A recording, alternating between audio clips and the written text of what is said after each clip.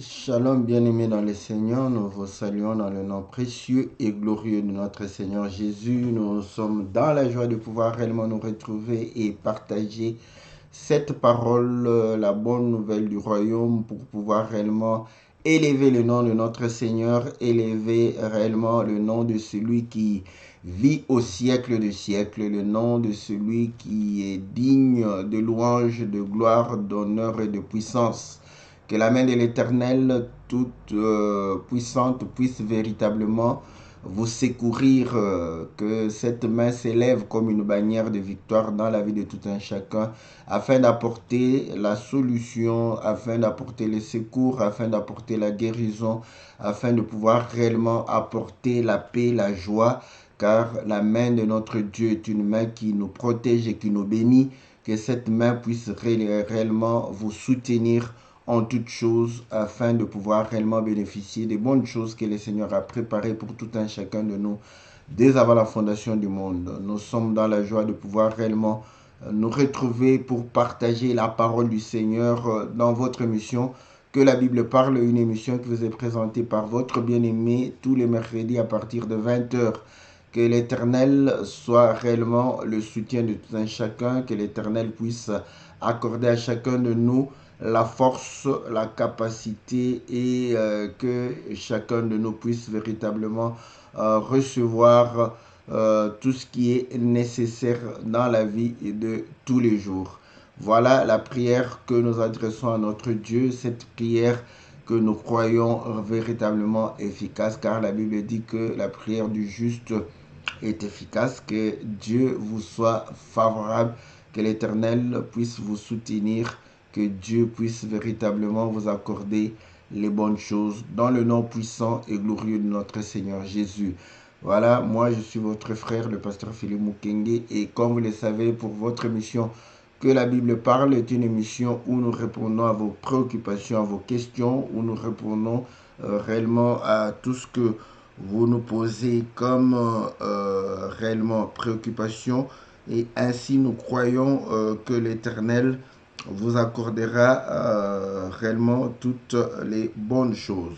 Voilà, aujourd'hui, nous allons parler sur les crédits financiers. C'est une question qui nous a été posée par notre bien-aimé Todd Bemba qui voulait savoir véritablement que dit la parole, l'enseignement, la doctrine, n'est-ce pas, par rapport à cela. Donc, nous allons pouvoir prendre peut-être plus d'aspects parce que la question peut être comprise de plusieurs manières.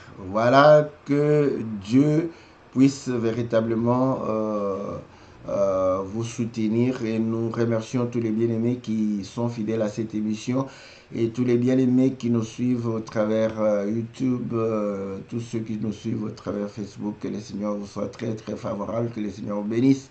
Et comme nous le disons, voilà, si vous voulez participer à ce que nous puissions avoir plus de visibilité, vous likez nos vidéos, apparemment ça peut faire plus de visibilité.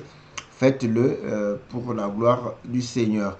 Et vous pouvez partager aussi, cela permettrait à ce que beaucoup d'entre nous puissent véritablement avoir la grâce de d'écouter ces choses qui sont des choses qui apportent la bénédiction, qui apportent la paix, qui apportent la solution, qui apportent des réponses qui peuvent apaiser réellement nos âmes.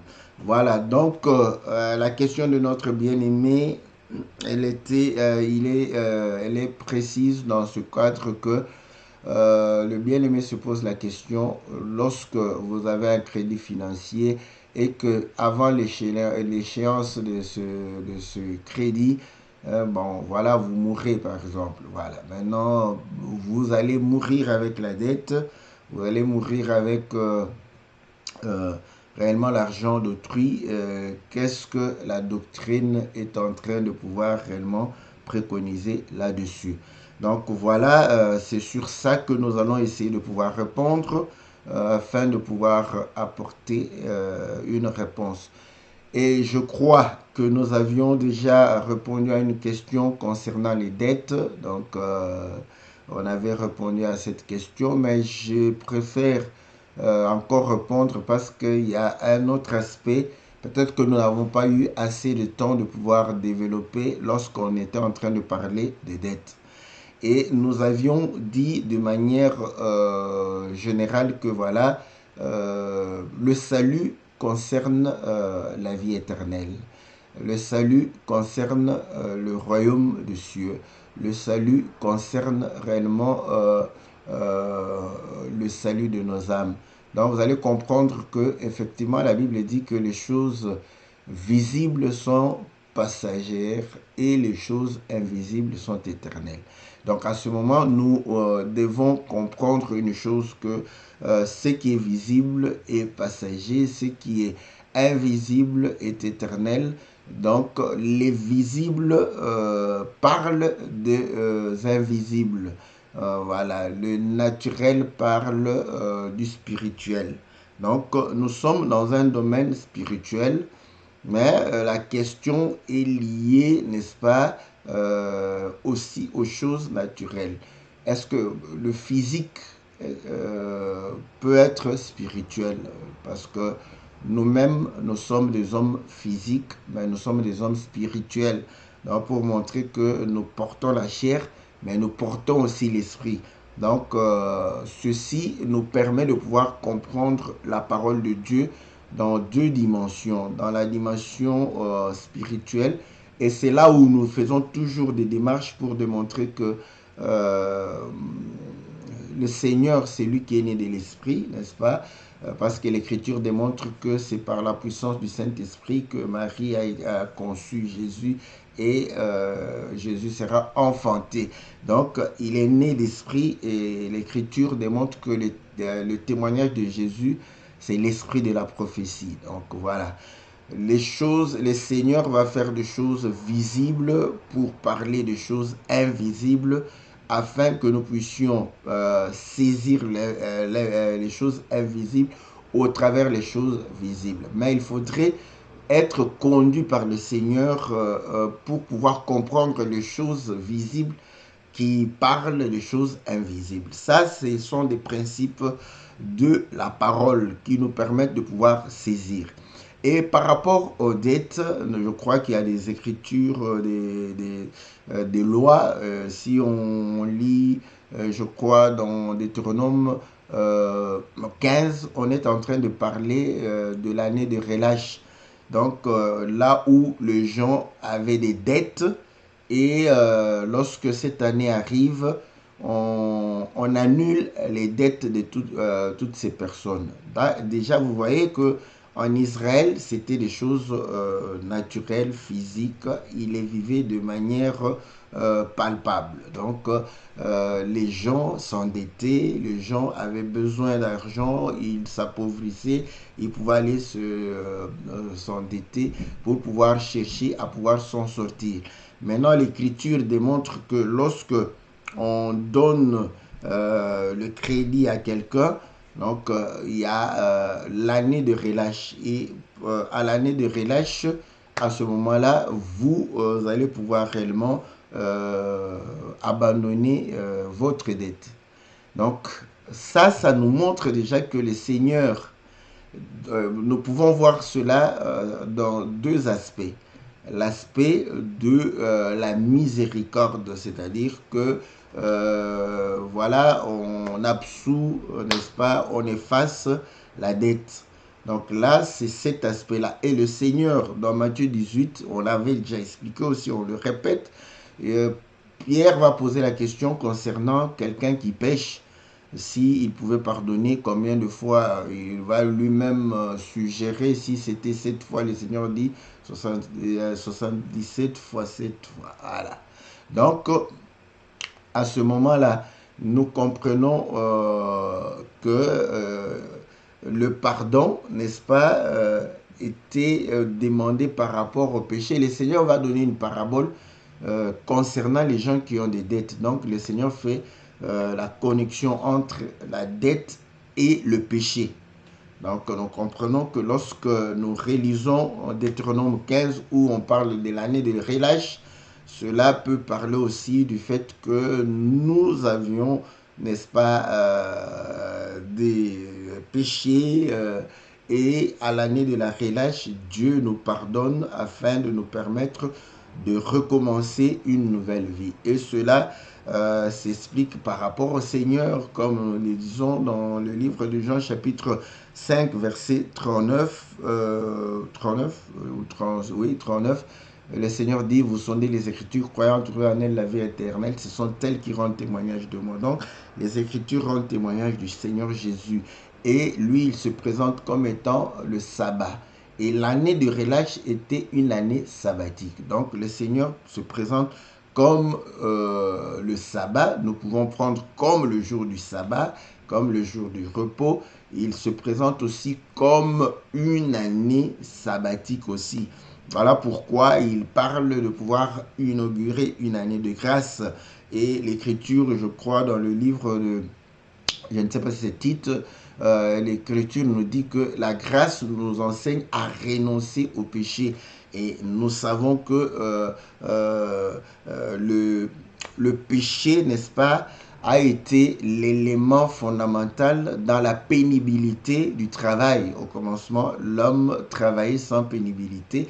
Et lorsque l'homme va pécher, il va commencer à pouvoir réellement souffrir et il aura besoin de repos. Voilà pourquoi Dieu lui donne un jour de repos. C'est voilà pour pallier, n'est-ce pas, à la fatigue qui est une conséquence du péché. Donc voilà comment le repos est lié au péché. Ainsi nous comprenons que quand le Seigneur se présente comme étant le sabbat, le repos, il dit venez à moi vous tous qui êtes fatigués, chargés, vous voyez, donc chargés de fardeaux, de péchés, déposez-les et je vais vous rendre, je vous donnerai le repos de vos âmes. Et l'Écriture dit que l'âme qui pêche, c'est l'âme qui mourra. Et le salaire du péché, c'est la mort. Donc, le péché, c'est un travail dont le salaire est la mort. Donc, on comprend que lorsqu'on parle de l'année sabbatique, c'est lié aussi au fait qu'un homme qui rencontre le Seigneur, qui est dans le Seigneur, il va pouvoir réellement renoncer aux œuvres mortes, se reposer, n'est-ce pas, du péché et ainsi entrer dans le repos. Voyez? Donc ça explique de cette manière aussi les choses de Dieu. Et vous allez comprendre que cette fois, cette année sabbatique, nous sommes à la 49e année où on devrait normalement, après cela, annoncer, n'est-ce pas, le jubilé. Et le jubilé, même dans le monde, on nous parle du jubilé pour pouvoir dire que quelqu'un qui travaillait, qui était en activité, il va pouvoir, toutes nos excuses, il va pouvoir réellement prendre sa retraite. Donc, il cesse l'activité, il prend sa retraite, il va se reposer. Donc, même le mondain le savent. Donc, il y a un temps où il faut prendre sa retraite. Et le jubilé, c'est la 50e année. Et ceci est lié aussi, n'est-ce pas, au fait que celui qui pêche, l'Écriture le dit, il est encore charnel. Mais celui qui meurt avec le Seigneur, le Saint-Esprit le ressuscite afin qu'il ne soit plus redevable à la chair, mais qu'il puisse marcher selon la volonté de Dieu. Donc nous comprenons que le Saint-Esprit, n'est-ce pas, nous permet d'entrer dans le repos afin de nous permettre d'accomplir la parole de Dieu et de ne pas réellement accomplir les désirs de la chair. Ainsi, dans Galates, chapitre 5, je crois à partir du verset 17, il est dit ne marchez pas selon les désirs de la chair, mais soyez conduits par le Saint-Esprit pour accomplir les désirs de l'Esprit, car les désirs de la chair sont en opposition contre les désirs de l'Esprit. Donc on comprend très clairement que le Saint-Esprit nous permet de pouvoir nous reposer et le Saint-Esprit a été répandu, n'est-ce pas, le jour de la Pentecôte. Donc ça fait après 7 semaines, donc le 50e jour. Et ainsi, on prend 50e année, 50e jour, donc pour parler du Saint-Esprit. Donc, et ainsi, vous allez comprendre que le Seigneur dit que nul ne peut recevoir le Saint-Esprit si c'est une vieille outre.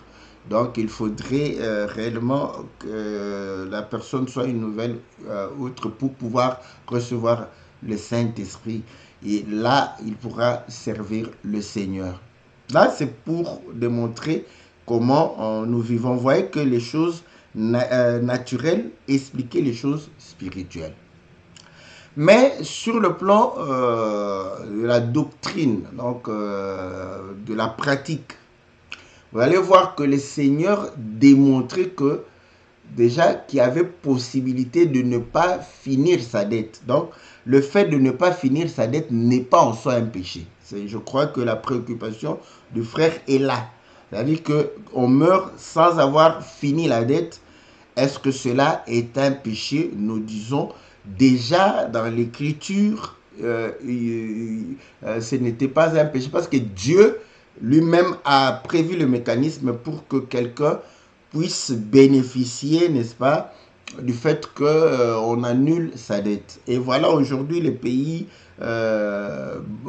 disons, développés, parfois annulent les dettes des pays en voie de développement. Donc, c'est tout à fait normal de voir ces choses se faire aujourd'hui. Donc, si quelqu'un annule ta dette, tu ne vas pas dire que non, je lui serai redevable à jamais. Donc, voilà, ça c'est déjà la pensée. Nous tirons cette pensée pour montrer qu'il y a possibilité de ne pas finir sa dette.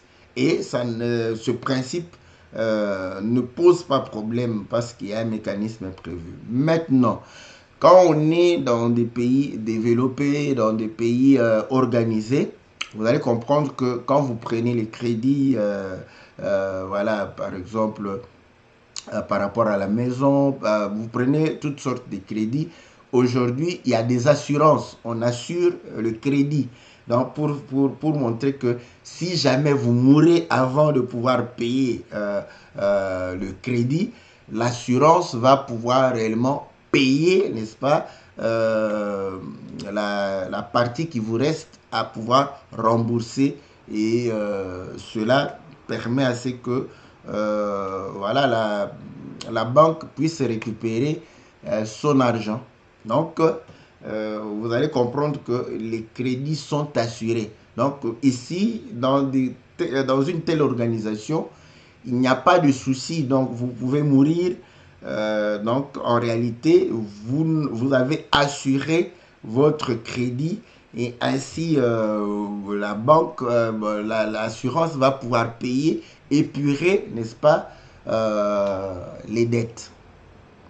Donc, on comprend effectivement que dans une telle organisation, la question ne se pose même pas. Hein, voilà pourquoi quand on part prendre des crédits, surtout les crédits hypothécaires, donc c'est obligatoire. Donc, on a l'assurance vie. Donc, dès que vous mourrez, voilà, donc on épure la dette. Maintenant, les autres crédits, vous pouvez assurer, tout comme vous ne pouvez pas assurer. Mais, quand vous mourrez, votre partenaire hérite, n'est-ce pas, des dettes. Et nous avions vu, je crois, dans le livre de Roi, je ne sais pas si c'est un roi ou je crois que c'est un roi, la veuve à qui on a réclamé, n'est-ce pas, la dette de son mari. Donc, déjà même en Israël, donc la dette était aussi héritée. Donc, aujourd'hui, c'est aussi comme ça, quand vous mourrez, les enfants vont hériter le passif et l'actif. Si vous avez beaucoup de dettes, donc ils vont hériter ça, ils vont payer ça. Donc, physiquement, naturellement, il y a des mécanismes qui permettent à ce que on puisse régler la dette après votre mort. On est dans des sociétés organisées, mais maintenant dans une société qui n'est pas organisée. Très souvent en Afrique, Vous prenez une dette auprès d'un ami, vous prenez une dette auprès vraiment d'une communauté. Donc, quand vous mourrez, peut-être que vous n'avez même pas signé de papier. Donc, vous allez comprendre que vous partez avec une dette de quelqu'un et quand vous mourrez, peut-être que la personne, voilà, au lieu de pleurer, toutes mes excuses, je suis un peu, j'ai un peu la toux. Donc, au lieu de pleurer, pleurer votre disparition, la personne va pour pleurer, n'est-ce pas, sa dette. Donc, pourquoi donc, il sait qu'il ne peut plus récupérer sa dette. Donc, quelque part, vous partez et vous laissez les gens avec des problèmes. Hein, c'est ce que le frère est en train de pouvoir dire. Mais si c'est comme ça, vous voyez que vous mourrez dans des problèmes. Donc, on est dans une société qui n'est pas organisée, une société où il y a arrangement entre deux personnes. Je vais prendre une écriture, n'est-ce pas, par rapport à cela. Je lis dans les livres de 1 Thessaloniciens au chapitre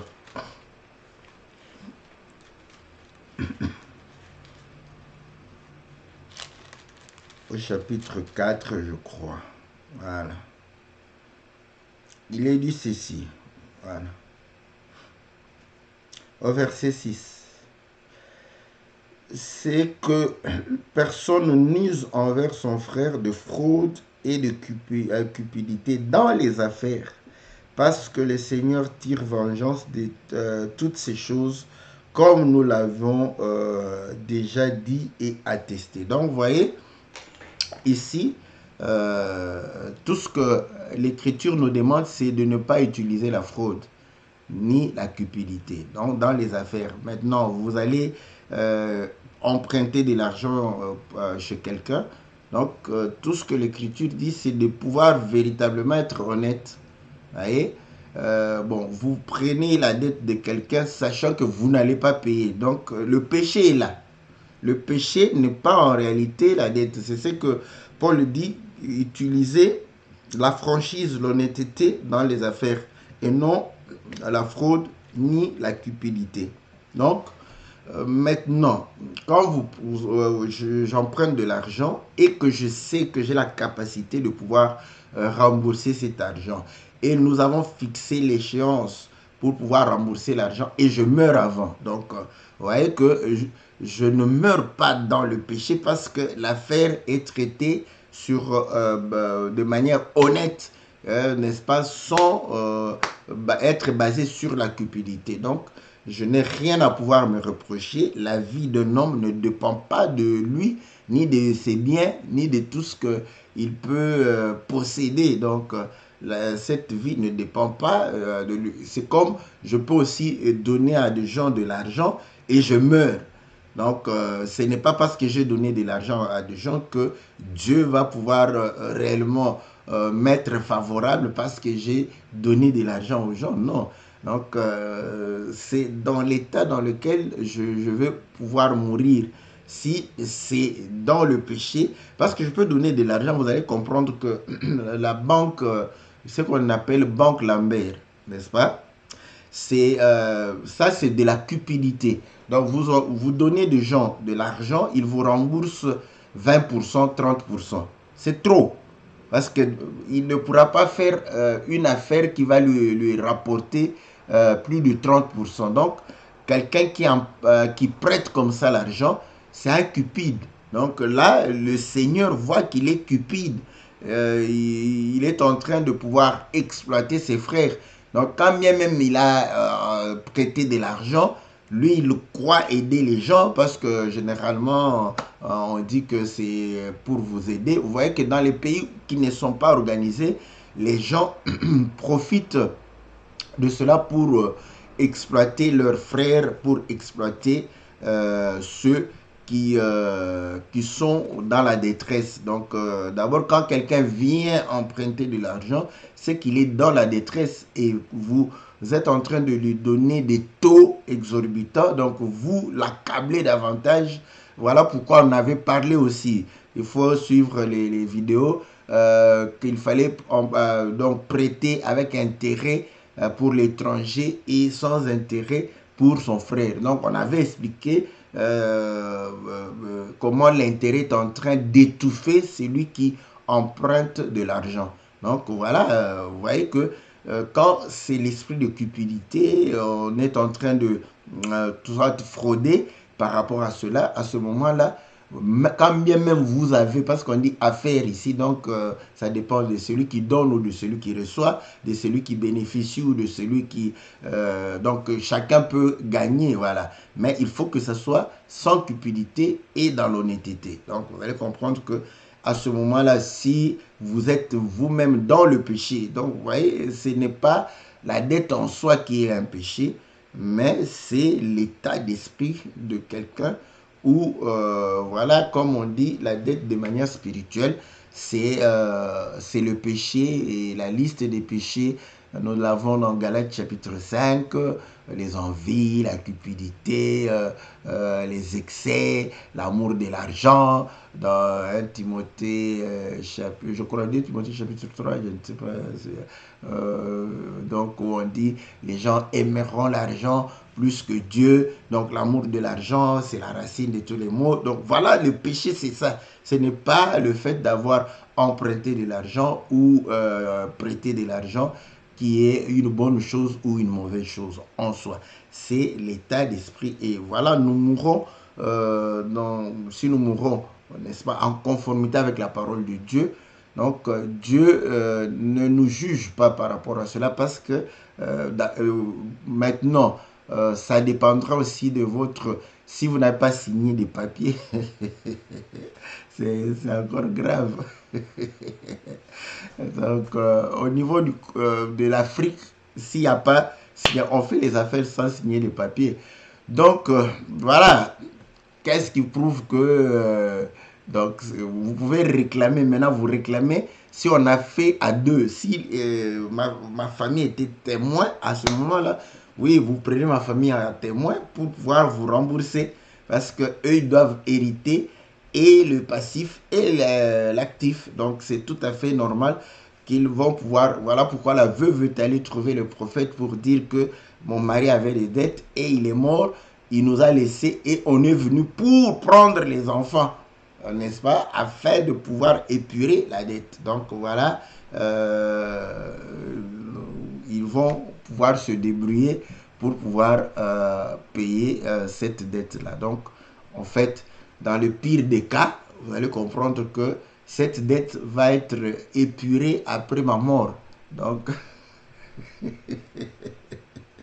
si j'étais encore chez mes frères catholiques, j'allais dire peut-être que le temps qu'ils payent ma dette, je serai peut-être au purgatoire. Et lorsqu'ils finiront ma dette, je peux passer de l'autre côté. Mais bon, vous savez que on ne croit pas à cela parce qu'il n'y a pas des versets bibliques qui puissent pouvoir réellement certifier cela.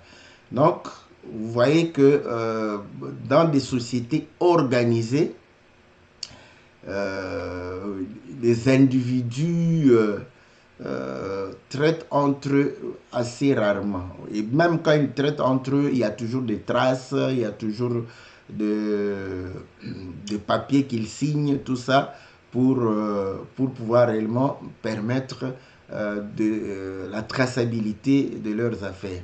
Donc voilà, de cette manière-là, donc c'est bien beau. Donc maintenant, si vous ne voulez pas charger la famille, en plus déjà du deuil qu'ils vont organiser, tout ça, et de les prendre aussi les dettes, ça serait bien de pouvoir chercher à épurer ces dettes avant de pouvoir réellement mourir, si cela dépendait de nous aussi.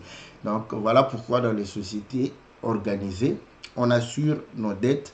Donc quand vous partez, vous n'avez plus de soucis. D'ailleurs, on assure même nos obsèques, nous assurons même tout. Donc, quand je meurs, je m'enterre moi-même par mon assurance.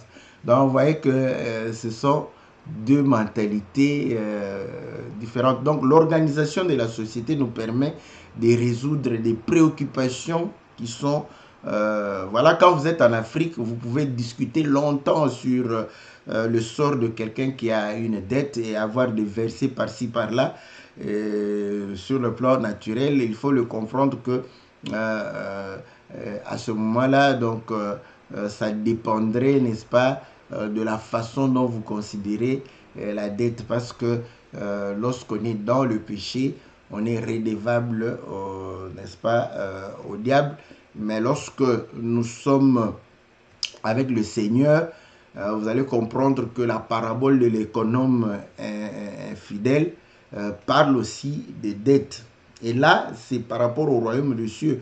Nous avons, n'est-ce pas, un corps qui ne nous appartient pas. Donc, Dieu nous a prêté cela. Donc, vous voyez que ce n'est pas seulement en termes d'argent, mais nous avons quelque chose qui ne nous appartient pas. Voilà pourquoi il est dit que nous devons avoir de bonnes relations pour que lorsque ce corps va nous quitter, que nous puissions recevoir, n'est-ce pas, le corps incorruptible. Donc, vous voyez, on a déjà expliqué tout ceci.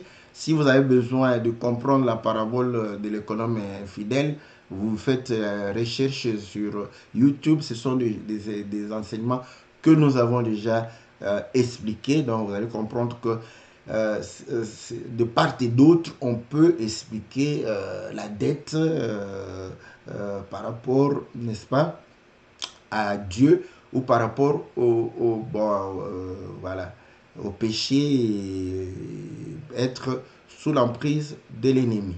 Donc voilà, n'est-ce pas, ce que nous pouvons véritablement dire. Si nos sociétés dans les pays sous-développés s'organisaient, il y aurait moins de soucis par rapport à cela. Donc l'assurance va pouvoir réellement régler toutes ces choses. Vous voyez que l'assurance, parfois, ce sont des gens qui sont des occultistes, on ne sait jamais. Donc, mais ils vont payer la dette. Donc, à ce moment, ça n'a rien à voir avec le salut. Rien à voir avec le salut. Donc, tout ce qu'on veut dire, que c'est vrai, les choses naturelles expliquent les choses spirituelles. C'est sur le plan spirituel où, si vous êtes dans le péché, vous avez la dette comme péché. Comme Luc chapitre 7, où le Seigneur va entrer chez, n'est-ce pas, Simon, le pharisien, et la femme prostituée va venir pleurer et nettoyer les pieds de Jésus. Donc vous allez voir qu'il va pouvoir démontrer effectivement que celui à qui on a pardonné plus, celui-là va pouvoir aimer plus. Donc à ce moment-là, si le péché comme dette n'est pas effacé, vous n'irez pas au ciel. Voyez? Donc la dette qui va vous compromettre votre salut, c'est le péché. Donc c'est le péché. En dehors du péché, donc ça n'a rien à voir avec le salut. Ce sont des choses des hommes. Donc vous laissez aux hommes des problèmes, des problèmes à pouvoir résoudre. Voilà. Maintenant, quelqu'un peut se dire, voilà, le diable peut le visiter pour dire, ah oui, comme ce sont mes enfants, soit ma femme va pouvoir hériter, n'est-ce pas, l'actif et le passif. Donc, je peux m'endetter comme je veux. Quand je mourrai, ce sont les autres. Dans cette pensée-là, c'est une mauvaise pensée. Donc, c'est aux parents de pouvoir pour ses enfants. Donc, vous êtes à l'encontre de la doctrine. C'est une mauvaise pensée, une visitation du diable. C'est cette pensée-là, ce motif-là qui est impur, qui va pouvoir réellement vous permettre de pouvoir ne pas être dans la grâce du Seigneur. À ce moment, si vous mourrez dans cet état, donc on se dit que le Seigneur ne va pas t'accueillir parce que tu n'as pas accompli la parole. Voilà. Donc, un bon parent doit se soucier de ne pas laisser des dettes à ses enfants, ni à son épouse. Donc, maintenant, par rapport à la veuve, on va expliquer pour démontrer que c'est Moïse, voilà, le prophète, je ne sais pas si c'était Élie, donc Élie sera comme le Seigneur pour cette veuve-là. Donc, ça devient un peu plus compliqué si quelqu'un n'est pas habitué à pouvoir réellement écouter les choses sur le plan spirituel. Voilà la réponse que nous pouvons dire. Que le Seigneur bénisse le bien-aimé. Hein. Donc, ne vous en faites pas, posez les questions pratiques aussi. Hein, parce que c'est ça aussi. Toute la connaissance, la révélation, c'est pour pratiquer cela. C'est pour pratiquer. Et ainsi, vous allez comprendre que quand vous avez la dette de quelqu'un, il faut vous préoccuper pour pouvoir payer cela. Donc, un enfant de Dieu ne peut pas, comme ça, il a la dette de quelqu'un et dormir tranquille. Non, non, non, non. Il faut vraiment vous préoccuper par rapport à cela. Donc, ça, c'est quand on a la révélation, on comprend que, voilà, donc, c'est comme quand tu es dans le péché, ça ne te préoccupe pas. Donc, voilà. C'est vraiment, tu traduis cela, tu es à la dette de quelqu'un, tu te préoccupes même pas, il vient et tu le mens encore. Donc, vous voyez que la dette physique amène, traduit ton état d'esprit. Parce que ça ne te préoccupe pas, tu vas commencer à mentir l'homme, tu sors par la porte de derrière, tout ça. Donc, le péché qui était en toi va se manifester. La nature du péché qui est en toi va pouvoir se manifester. Mais si tu es honnête, quelles que soient les difficultés que tu passes, tu vas dire à ton frère, il va pouvoir peut-être ne pas être content, mais comme par rapport aussi à la parabole où le Seigneur dit que l'homme a demandé pardon. Il a demandé le temps de pouvoir qu'on allonge sa dette pour pouvoir payer. Et dans les sociétés organisées, c'est comme ça, vous écrivez pour négocier, rallonger le crédit. Donc, ils vont voir par rapport à vos revenus comment rallonger le crédit. Parce que si vous payez moins, vous payez un peu plus longtemps. Donc, si vous payez plus, vous payez dans un court délai. Mais à ce moment-là, il faut avoir des revenus mensuels ou journaliers assez élevés. Donc, voilà, faire la même chose avec ton frère, hein, voilà, aller le trouver pour dire que voilà, l'échéance, je ne saurais pas. Donc, si tu peux allonger. Et là, le Seigneur lit avec la prière qu'il nous a montrée. Pardonne-nous comme nous pardonnons à ceux qui nous ont offensés. Vous voyez? Donc, quand tu demandes le rallongement, le frère va pouvoir réellement utiliser. Donc, c'est lié, ça explique les choses invisibles. Mais maintenant, la pratique, c'est pourquoi je dis toujours, un enfant de Dieu doit pouvoir réellement se nourrir de la révélation pour avoir la capacité de vivre la parole de Dieu. C'est ça la démarche que nous faisons tous les jours ici. Quand parfois, vous voyez les docteurs, les prophètes et bon, les apôtres, mais docteurs, prophètes, sont des gens parfois qui se préoccupent seulement des révélations, des enseignements, et on a tendance à croire que, mais ces enseignements nous servent à quoi? Ça, au fait, la révélation et les enseignements nous servent au quotidien. Ça devrait faciliter la vie de la parole, l'accomplissement de la volonté de Dieu. Quand on comprend ces choses-là, donc on comprend que naturellement, je ne peux pas ne pas m'inquiéter quand j'ai des dettes de quelqu'un. Et surtout quand l'échéance est en train de pouvoir s'approcher. C'est comme quand tu t'approches de la mort, tu dois t'inquiéter de ta relation avec Dieu. Voilà, donc, bon. Quand les gens ne comprennent pas que toutes ces révélations que nous apportons, on explique l'année des relâches, voilà, 7e année, tout ça, le sabbat, c'est pour pouvoir véritablement comprendre que quand je suis dans le Seigneur Jésus, qui est le véritable sabbat, je ne peux pas ne pas rester insensé devant des choses naturelles qui reflètent les choses spirituelles. Donc, quand on est spirituel, on est sensible à ce qui est naturel. Voilà.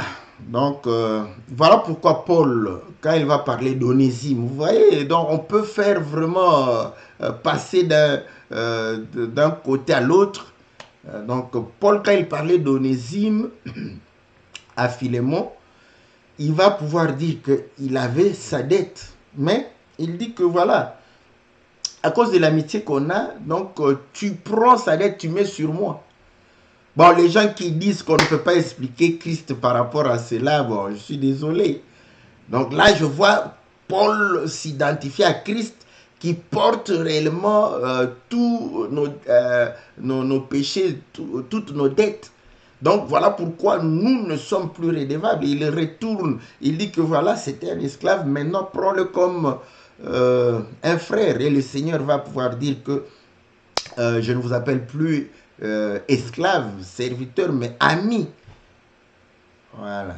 Donc, vous voyez comment on peut aller d'un côté d'un autre. Donc, voilà.